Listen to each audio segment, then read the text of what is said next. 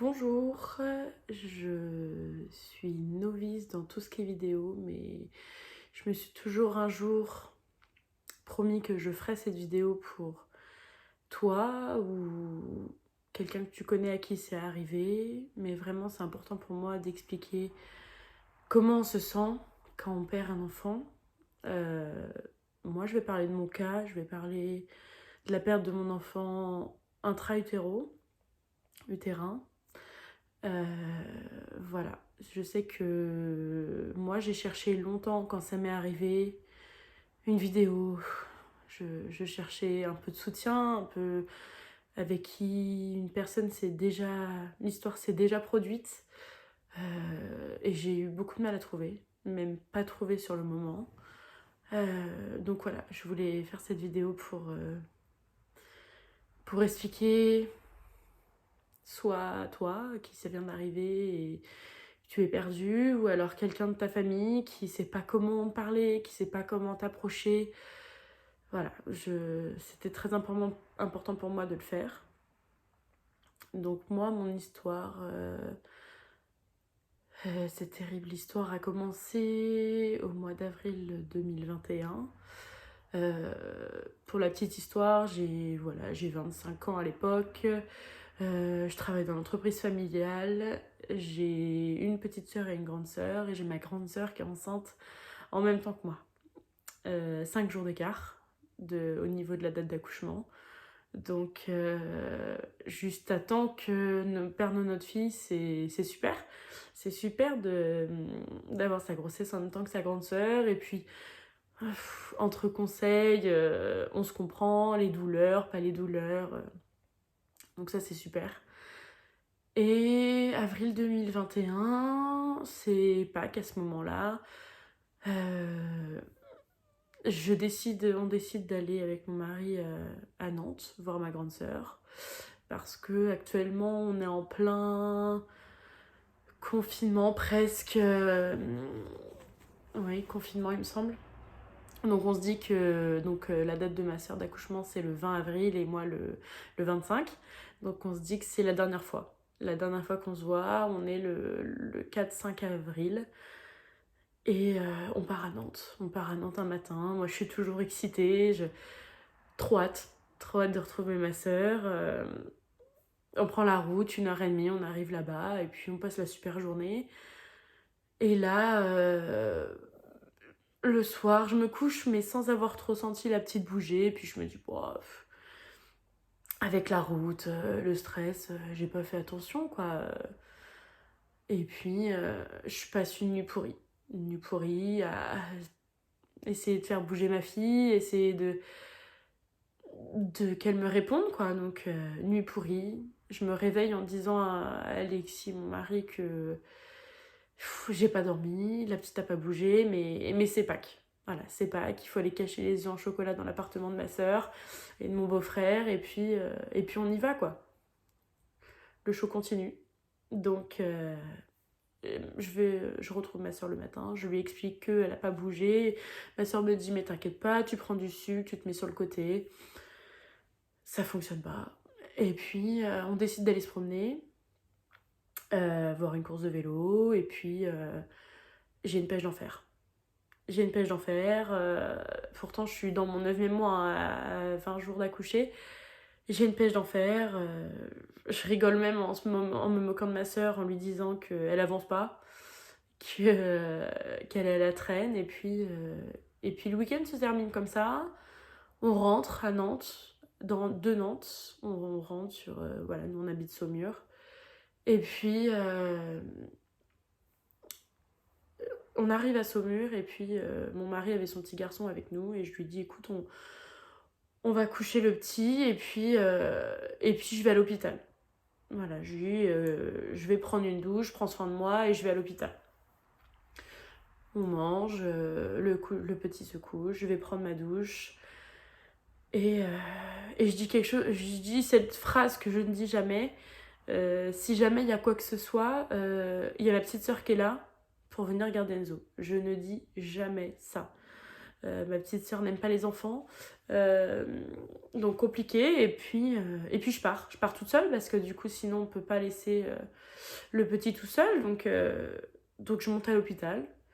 Donc moi, pour ma grossesse, j'ai pas voulu faire un suivi à l'hôpital. Donc j'ai fait tout en externe. J'avais juste visité ma maternité et puis c'était tout. Donc j'arrive, j'explique et puis je dis... en y allant d'ailleurs, j'envoie un vocal à ma soeur, ma grande soeur, et je lui dis oh, bah, je vais à l'hôpital quand même et tout pour voir. J'envoie cette bouteille à la mère et puis j'arrive à l'hôpital. J'explique. Je leur dis non, mais il doit rien avoir de grave, hein, mais pour vérifier quoi. Je fais que dire ça. Il ne doit pas rien avoir quelque chose de grave. Je dis constamment ça.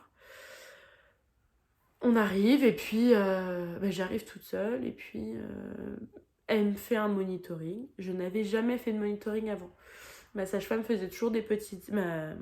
Ma gynéco faisait toujours des petites échographies tous les mois, donc je n'ai jamais fait de monitoring. Donc je ne savais pas ce qu'il fallait entendre. Je n'en avais jamais fait, donc je ne m'attendais pas à une sensation ou quoi.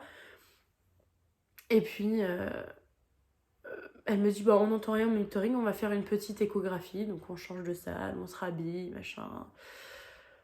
Je vais à côté et puis je vois ma fille sur l'écran. Et là, elle m'annonce que il y a plus de battements. Le cœur ne bat plus. Et là, je lui dis que c'est pas possible. Je dénie complet. Je dis que non, c'est pas possible. Et puis, ça se termine comme ça. Elle éteint l'échographe. Et puis, elle me demande si elle veut passer le coup de fil à ma place pour appeler mon mari. Voilà, c'est très compliqué. Et puis, pendant toute cette période-là, je reçois les messages. Je vois que ma grande sœur m'envoie des messages parce qu'elle attend une réponse. Et puis, j'appelle quand même... non, la dame appelle mon mari. Je sais pas du tout ce qui se passe dans sa tête. Je sais que il a appelé sa mère ou ses parents pour qu'ils viennent à la maison pour garder le petit. Et puis, il me rejoint. Je reçois plein de messages de ma sœur. Et du coup, je décide d'appeler ma mère. J'essaie d'appeler ma mère. Je lui dis... elle a dû prendre ce coup de fil pour un tsunami. Je lui dis avec mes mots de tous les jours quoi, que c'est fini, qu'elle est décédée. Donc je lui dis juste qu'il y a Jessica qui me harcèle, ma grande sœur, et que je peux pas lui répondre. Je dis c'est pas possible, il faut que ma mère fasse ce coup de fil à ma place qui me paraît impossible. Donc à ce moment Alexis me rejoint et puis là plein de questions arrivent. Qu'est-ce qu'on fait? Qu'est-ce qui va se passer? Césarienne, pas césarienne? Et puis j'ai 1000 questions mais en même temps j'ai pas forcément envie de déranger l'équipe de sage-femme. Et puis à côté il y a la petite Lucie, moi, qui a la phobie de la mort. Je n'ai jamais vu quelqu'un de décédé. Ça me fait peur. Tout ce monde-là me fait peur. Et puis... et du coup, je porte la mort. Du coup, je comprends maintenant pourquoi je sens ma fille très haute. Parce que... en fait... clairement, le bébé flotte. Donc on le sent très, très, très haut. Vraiment, c'est gênant. C'est très désagréable. Et puis du coup, l'équipe nous explique qu'on va avoir des médicaments et qu'on est lundi soir à ce moment-là et qu'il faut que je revienne mercredi. Mercredi me paraît loin, mais c'est la marche à suivre, on suit. Il nous laisse rentrer chez moi. Il me propose quand même de me garder. Si jamais ça vous arrive à vous, vous pouvez demander à être gardé à l'hôpital. En tout cas, moi, j'habite... très très proche de l'hôpital, donc ils me disent que de toute façon il n'y a rien à faire de plus que d'attendre. Donc je rentre chez moi. Donc et là c'est un enterrement direct chez moi. J'arrive, plein de voitures. Les parents de mon mari, mes parents, les frères et sœurs. Je comprends que ma grande sœur arrive. Et puis, le truc à faire et que, avec du recul, j'insiste pour que les personnes à qui c'est arrivé dans mon entourage, malheureusement, les gens étaient chez moi, donc naturellement, j'ai proposé aux gens un thé, un café, même s'il était 23h, 22h, et tout le monde refuse. Donc ça, je vous en supplie, si jamais ça arrive à quelqu'un de très proche et que la personne, dans ce moment-là, vous propose à boire ou à manger, acceptez. Acceptez parce que c'est chez nous, c'est comme si on recevait quelqu'un et du coup on propose mille et mêmes choses et les gens sont là, non, non, non, non, ça va aller. Même si vous voulez pas de café, prenez-en un, même si vous avez pas faim, acceptez ce que la personne vous propose. Et puis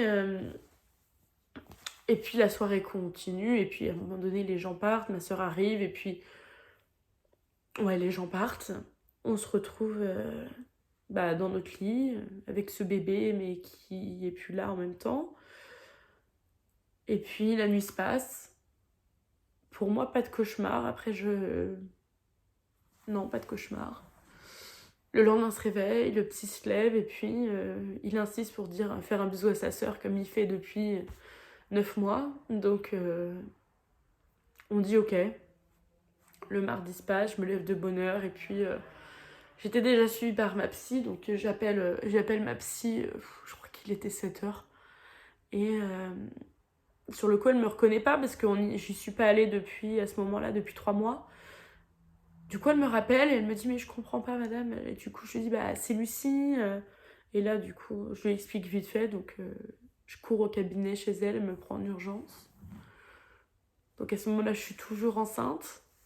Donc, visuellement, pour nous, se regarder dans le miroir, on sait que le bébé est décédé, mais on est toujours enceinte, c'est une épreuve. Donc, ma mère vient me chercher, elle me dépose chez ma psy, et puis on parle énormément. Franchement, je regrette pas du tout d'avoir été chez ma psy le mardi. Je regrette pas du tout ce qui s'est passé entre le lundi et le mercredi. Je sais qu'il y a des personnes à qui l'accouchement s'est passé tout de suite, mais voilà, la maternité où on est à Saumur, ils veulent privilégier quand même accouchement par voie basse et que pour qu'on ait le moins de séquelles possible, même si ça reste un accouchement, mais voilà, pour éviter qu'il y ait une cicatrice due à la césarienne et que mentalement c'est compliqué de s'en remettre, même physiquement d'ailleurs, donc on fait ça. Et puis le mardi se passe, on prend la décision d'appeler un psy pour le petit. Donc il a rendez-vous le jeudi. Le jeudi, il a rendez-vous chez la psy, où il a déjà été 1 ou 2 fois, il me semble. Donc voilà, la famille de mon mari s'occupe du petit, donc comme ça on est focus, et puis la journée se passe, et le mercredi matin, on se réveille, on a rendez-vous à la maternité, et puis on y va. On sait pourquoi on y va, on est prêt.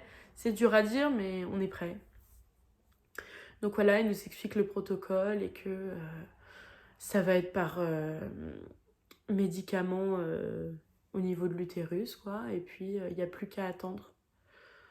La journée se passe, et puis cette journée, c'est comme si c'est hors du temps.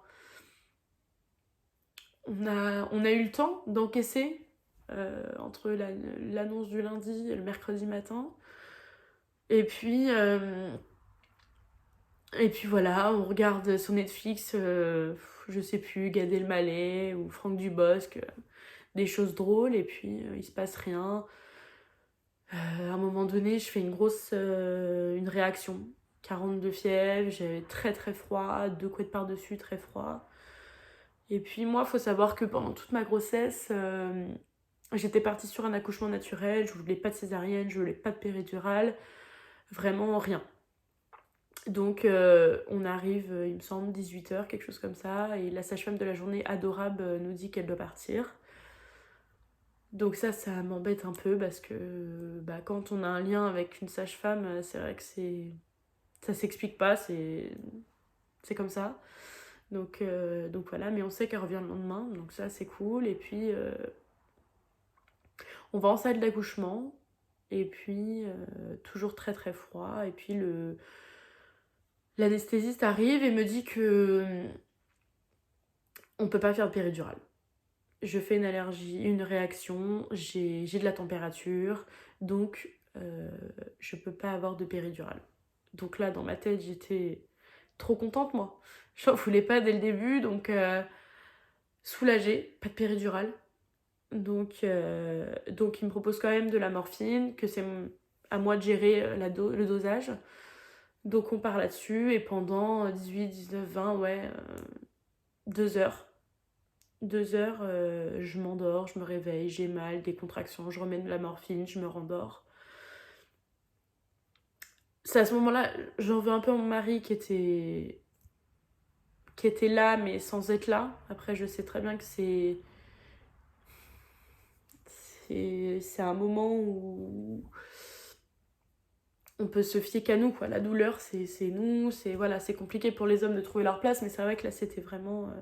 je entends mon mari me demander ce qu'on allait manger après, quoi. Le truc qui me... Futile pour l'événement dans lequel j'étais en train de passer. Et puis, on arrive au moment où, sans gêne, je dis je veux aller aux toilettes, et donc quelqu'un me dit non, vous pouvez pas y aller, vous allez tomber, vous avez plus vos pieds. Je dis mais si, je sens bien mes pieds, je vais y aller, quoi. Donc j'insiste et je vais aux toilettes, et en fait, en voulant aller aux toilettes pour pousser, je me rends compte que c'est le moment. C'est le moment, elle est là, donc on me remet sur la table pour l'accouchement. La dame me dit ah oui, on voit la tête, et du coup, là pour moi c'est la panique. C'est la panique, j'avais déjà transmis mes souhaits à l'équipe que je ne voulais pas forcément voir ma fille. Donc quand on me dit qu'elle est là et qu'il n'y a rien d'installé, il n'y a pas de drap d'installer, il n'y a rien, là c'est la panique. Je me entends dire à mon mari mais aide-les, faut les aider, ça arrive, et puis il n'y a rien de prêt, faut mettre le drap. Donc voilà, là j'ai vraiment la peur qui arrive. Et puis on reste quand même dans une salle d'accouchement avec très peu de monde. Mon mari, l'assistante de l'anesthésiste, une sage-femme et une auxiliaire. Voilà, on est 5. C'est le schéma que ma sage-femme m'avait dit pendant les préparations. C'est le minimum, donc trop cool. Et je pousse, je sens que ça passe, et là, à un moment donné, j'ai peur. Donc je m'arrête, et puis l'assistante de l'anesthésiste me réconforte. On y va à fond, et puis cette petite crevette arrive. Donc là, mon mari m'a expliqué qu'il attendait encore un cri, lui, comme il a déjà vécu un accouchement. Il attendait encore un cri. Moi, j'attendais rien du tout. Je sais qu'ils l'ont emmené tout de suite. Alors, pour les personnes à qui c'est en train d'arriver, malheureusement, c'est vrai qu'ils demandent avant si on veut faire une autopsie ou on veut se renseigner s'il y a eu un problème. Donc, nous, on avait souhaité faire des examens. Et puis, donc, ils l'ont emmenée tout de suite en radio. Donc, elle est partie en radio tout de suite. Il y a le placenta qui est sorti, tout ça. Et puis, là, on attend 2 heures, comme n'importe quelle femme qui vient d'accoucher, 2 heures dans la salle d'attente. Extrêmement, extrêmement longue pour nous. Quand on vient d'accoucher, on a son bébé pendant 2 heures, mais nous, on n'avait pas de bébé. Pas de bébé. Ça, c'est très, très long. Donc, les 2 heures se passent, et puis... moi je rentre en salle, mon mari souhaite voir la petite. Donc il demande à la sage-femme que la sage-femme l'accompagne aussi. Donc moi je rentre en chambre, et mon mari reste. C'est vrai qu'à ce moment-là, on s'imagine les personnes à qui il souhaite. Mon mari par exemple pensait qu'il allait pouvoir la porter, la toucher. C'est vrai que on se fait une idée, et puis ça a été très dur. C'est vrai que même ce sujet-là encore, Je le comprends sans le comprendre parce que je l'ai pas vécu, mais c'est vrai que il n'a pas pu faire ce qu'il voulait. Mais il a pris des photos, les sages-femmes ont pris des photos, on fait des empreintes avec son pied, on a des photos en noir et blanc, des photos juste de ses mains, des photos en couleur. Et c'est vrai que ça, on les a eu très vite. Mon mari les a demandés très vite parce qu'il avait peur que dans le feu de l'action, ils oublient de les imprimer. Donc voilà, je rentre en chambre très tard. Je mange parce que du coup, j'avais pas mangé depuis le matin. Et puis la nuit se passe, il n'y a pas de bébé, il n'y a pas de bébé qui pleure. S'il y avait un bébé qui pleurait dans la pièce d'à côté, mais quand c'est comme ça, ils nous mettent dans une salle où il n'y a pas de baignoire, il n'y a pas de... Voilà, il n'y a rien. C'est une chambre d'hôpital classique, même si on est au secteur des accouchements. C'est une salle où vraiment c'est très neutre. Et puis le lendemain matin, voilà, j'ai eu un accouchement par voie basse, pas de point, rien du tout. Et puis, voilà, il me demande quand est-ce que je souhaite partir et moi, je demande de partir le plus rapidement possible. À ce moment-là, en tout cas, en tant que parent, on a tous les choix. Soit de reconnaître l'enfant, soit que la maman, soit que le papa, soit personne ne la reconnaît. On a toutes les options qui s'offrent à nous. Il faut savoir qu'aux yeux de la loi, notre fille n'a pas de nom de famille. Donc c'est juste son prénom sur l'acte de décès. C'est un acte je crois que ça s'appelle enfant né sans vie. Donc il n'y a pas de nom de famille, c'est juste un prénom. Vous avez le choix de récupérer le corps pour faire un enterrement. Vous avez le choix de laisser le corps à l'hôpital. Donc là après c'est tout ce qui va être fosse commune. Donc vous reverrez jamais votre enfant. Voilà, toutes les opportunités sont là. Et puis après, nous on a décidé de faire un enterrement classique, donc tout s'enchaîne. On est le lendemain, donc on est jeudi, il est 13h. Moi je sors, mais mon mari il est avec les pompes funèbres pour voir tout ça, choisir un cercueil. Où est-ce qu'on l'enterre? On n'avait pas du tout... nous, on sortait de chez Bébé Neuf avoir acheté une poussette, quoi. On n'est pas du tout dans le même scénario. Donc, et puis même financièrement, on va pas se mentir. On vient d'acheter une poussette, on vient d'acheter des lits, on vient d'acheter des vêtements, on a acheté un siège auto. On n'est pas forcément prêt à repayer un enterrement, repayer une place dans un cimetière. Et puis ils demandent la place dans le cimetière 10, 20, 30 ans, 50 ans. Vraiment, on est déconnecté de tout ça. Et puis donc tout ça s'enchaîne. On retrouve le petit qui sort de chez la psychologue. Très dur pour moi à ce moment-là parce que du coup il arrive vers moi et il me dit: cache, un enfant c'est nature peinture, le bébé est mort. Donc ça fait mal. Ça fait mal à ce moment-là, mais je sais que il a compris et que au moins voilà, on n'a pas inventé il est au ciel. Voilà, c'est vrai qu'on en a parlé longtemps après avec la psychologue que les enfants sont ok là-dessus. Ils sont carrément plus nature. Ouais, ils sont carrément plus nature, mature. Le bébé est mort, quoi. Et puis, c'est vrai que c'est compliqué de dire à un enfant, que ça soit un chien, un humain, on a facilement l'habitude de dire qu'il est parti au ciel. Le truc, c'est qu'après, quand on va au cimetière, c'est pas en haut qu'on regarde c'est au sol. La pierre tombale est au sol. Donc c'est vrai que c'est dur, ça aussi. Mais pour Enzo, c'est vrai que donc le fils de mon mari, ça n'a pas été si compliqué que ça à comprendre. Donc voilà, et puis après on rentre chez soi et puis on fait que chialer. C'est ok, on fait que chialer. On a envie de voir personne. Donc c'est vrai que pour l'entourage, c'est compliqué, mais ouais, il nous manque quelqu'un. C'est quelqu'un qui était à l'intérieur de nous, qui est parti. Et donc là, on rentre dans la phase la plus compliquée, où c'est l'exposition, entre guillemets, à la vraie vie. Voilà, moi je travaille dans le commerce, donc tout le monde m'a vue enceinte. Donc voilà, ça a été dur pour ma mère qui est aussi dans le commerce et qui a eu le droit à toutes les questions des clients en disant bah alors ça y est, les filles sont nées. Bah oui et non. Voilà, très compliqué pour ma mère, c'est vrai que elle a un courage de fou.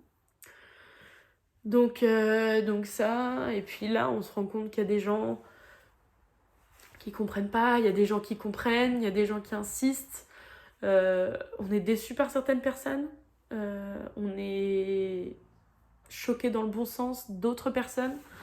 Voilà, on reçoit des chocolats sans mots et ça nous fait plaisir. On reçoit des fleurs, plein de fleurs. Même des fois un peu trop de fleurs parce que ça fait un peu enterrement quoi. Donc c'est vrai que l'enterrement, c'est un peu chez nous. Je revois encore le buffet rempli de fleurs. Donc voilà, plein de mots d'amour, plein... Incroyable. Donc voilà, et puis ouais, il y a surtout le moment où il faut annoncer. C'est vrai que les annonces c'est compliqué, même si après ça se fait assez vite, hein, le bouche à oreille dans le réseau autour de la famille se fait assez vite. Et puis ouais, ça peut être le plus dur. C'est vraiment l'après quand... Voilà, pour des personnes l'enfant a existé, pour des personnes l'enfant n'a pas existé. Pour des proches autour de moi, je me revois la personne me dire bah Lucie, tu vas pas l'enterrer, elle a pas vécu. Voilà, quand il y a vraiment quelqu'un de très proche qui t'annonce quelque chose comme ça, c'est vrai que c'est dur. Nous, on avait décidé de décider le prénom à l'accouchement. On s'était dit on avait deux choix, et puis quand on verrait sa bouille, on se dirait le prénom, quoi. Sauf que là, ça s'est pas passé comme ça, donc une autre personne de ma famille a insisté pour me demander bah alors le prénom, le prénom, le prénom. Ouais, sauf que le prénom, on le sait pas. On le sait pas encore. On n'était pas prêts. Donc c'est ça le plus dur. C'est ça le plus dur, les déceptions autour de soi. Très très dur. Il faut pas se cacher aussi, hein. Les disputes de couple, elles sont là aussi. On n'a pas le deuil en même temps. On le vit pas pareil. Euh, Moi, j'avais besoin d'en parler tous les jours de ma fille. Mon mari se sentait bien quand les gens n'en parlaient pas. Mon mari intériorise vachement. Moi, j'ai besoin de parler, j'ai besoin voilà, de raconter notre histoire pour pas oublier. C'était vraiment, vraiment très dur. Donc voilà pour cette histoire de notre vie. Mais vraiment, si jamais toi ça t'arrive, en tout cas, sache que ça te rendra encore plus forte qu'avant. Moi, j'ai l'impression de me retrouver, comme les Pokémon, d'avoir évolué fois 10. Ouais. On a une assurance après, on est sûr de soi, on se fait confiance. Donc voilà, et puis surtout n'hésite pas à écrire. Moi je sais que j'ai pas mal écrit. Et surtout prends avec des pincettes les réactions de ton entourage. Prends-en pas forcément compte tout de suite. Moi c'est ce qui aurait pu franchement me détruire. Et prends le temps. Moi j'ai pas voulu retourner au travail tout de suite. Et puis en fait, le fait d'être à la maison, d'y penser tout le temps, j'ai voulu aller au travail. Ça m'a rattrapée. Je me suis pris des claques par des personnes pareilles avec qui je pensais pas avoir des réactions pareilles au travail. Des clients qui ont eu des mots hyper déplacés. Du coup, je suis rentrée chez moi après. Ouais, prendre du recul. Prendre du recul et puis voilà, moi je sais que on mettait les photos de grossesse un peu sur Instagram. Donc j'ai écrit une lettre et j'ai posté sur Instagram comme quoi si on me voyait plus avec mon gros ventre, c'est parce que j'avais accouché, mais qu'il n'y aurait pas de bébé. Ils ne verront pas de bébé. Donc voilà, si jamais, j'ai jamais fait ça, mais il y a l'espace commentaire, si jamais vous avez des questions, sans problème. Voilà, entre-temps, nous avons une petite fille, une autre. C'est un autre chemin, c'est une autre difficulté, c'est dur aussi. Donc voilà, si jamais, n'hésitez pas, par message, il n'y a pas de souci. Sur Instagram, je mettrai mon Instagram dans la barre d'infos et puis sans problème, je prendrai le temps de répondre. Je sais que on n'a pas forcément envie de trop parler quand ça nous arrive, mais ça fait du bien aussi de parler avec quelqu'un à qui c'est déjà arrivé. Petit aparté, nous, les résultats n'ont rien donné. C'est seulement le cœur qui s'est arrêté de notre fille. Donc les médecins préviennent quand même que dans les 3/4 des cas, il n'y a pas de réponse. Voilà, on a fait une autopsie et il n'y a pas de réponse. Tout allait bien, seulement le cœur qui s'est arrêté. Donc voilà. Merci beaucoup d'avoir écouté mon histoire, notre histoire. Et si jamais, sans problème, je réponds à tout message.